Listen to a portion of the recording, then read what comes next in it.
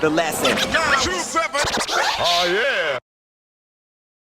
What's your favorite memory that, you know, from whether it's something that you've experienced with the Hoods or maybe you just saw something that they've achieved? Or Jeez, man, like there's been a lot.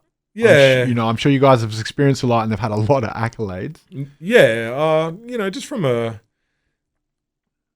honestly, going to Perth was right up there because like the guys in Perth were kind of hurting for people to come over. You know, it's because it's a long way to go. This is back then as well. There wasn't a lot going on in terms of people touring and things. You know, it was 99 or whatever I said it was. And, the Hoods come over and launched their record. And we all just went with them. We just had this awesome party. You know, record launch was sick. Met everyone, met all the Syllabolics crew and Hunter and, just all the heads from over there or, old heads and whatever. And then we all went back to Army was like, after party at my house. And he was very young at the time and he was living with his girl and she was asleep, like just no idea what's going on. We just walk in the door, like bring like half the club with us. She's like, what the fuck is this? He's like, it's all right. Yeah, that was cool. Like, and that's one of the, one of the first times I kind of traveled and, it was just off the back of what those guys are doing, sitting in here, like talking about stories of them. But, it was a really good memory. And there's just been hundreds like that, Well, I guess, talking about Perth, and you met Hunter and you had a pretty good relationship with Hunter. You got to know Hunter him. Was a legend, man. Now, rest in peace. I never got to meet him, but I was well aware of who he was and what he'd done, his contribution when, all the news came out that he had cancer. One of my favorite Aussie songs of all time. Jamro. Oh man. Like that, whatever's been sampled, first of all, the beat. Banger. And then the raps, obviously, and then how he sampled that TV show. Yeah. With that dude with the chicks that was on it. Yeah, I can't remember this. But like, I listened to that and it was so not what I was into. That's how I knew it was so dope. Yeah. It's like, this is not even my style of raps, but this is so good. I showed so many people. Yeah. And that was like my first and probably biggest memory. He was like the nicest guy ever, and he'd give you the shirt off his back. Like he did a lot for people. I'm sure I'm not aware of a quarter of it, but he was just an absolute legend. And I remember there was a little time there where what were we doing?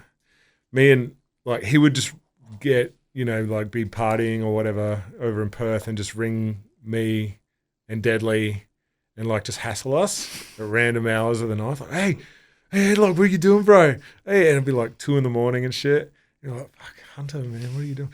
And he was doing this to Deadly as well. And then we like used to we did like a group call once, and then we would ring him, and it just became this thing. And like, it was. So it was this weird little period of time where like me, Deadly, and Hunter were just hassling the shit out of each other at stupid hours of the night and stuff like that. And anytime he came over, it was just like, fuck yes, Hunter's here. Let's get this done. Let's get lit. And he could party with the best of them, and it was just an all round good bloke. Do you know what I mean? Like, so I guess being mates through music and getting to know each other on a personal level. Do you recall the phone call, the email, the moment where you?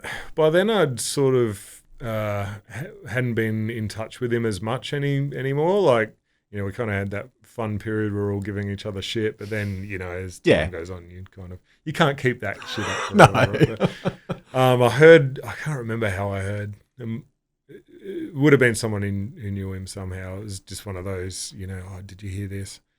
And that was pretty. Oh no, yeah, he came to Adelaide. He came to Adelaide and performed just after he found out. And I remember seeing him, and he wasn't himself, and I didn't know why at the time because I went out to the gig obviously to go show love, and he was just he just wasn't himself. And then I think the day or next day after, someone was like, "Oh man, did you hear this, that, the other thing?" And it's like, all right, well, shit, that makes sense. And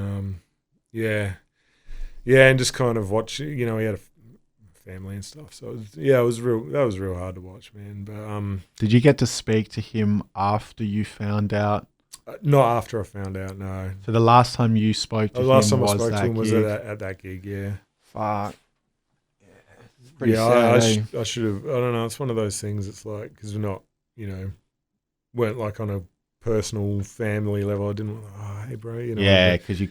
Like I did. I think I talked to him via text or the web or some other way. It wasn't like that was my last words to him, but it wasn't like a personal conversation. The last time I actually spoke to him was at that gig. So that that sucked. But the Robert Hunter Cup, that was good watching everyone come together after that, and just see how many people like that he had impacted and touched on. You know what I mean? That was a really good atmosphere. We're all just remembering him, and had that football match, the charity thing and whatever, and there was a gig. That was a cool weekend as well. So it was good to kind of everyone came together for that. The last segment. Oh yeah.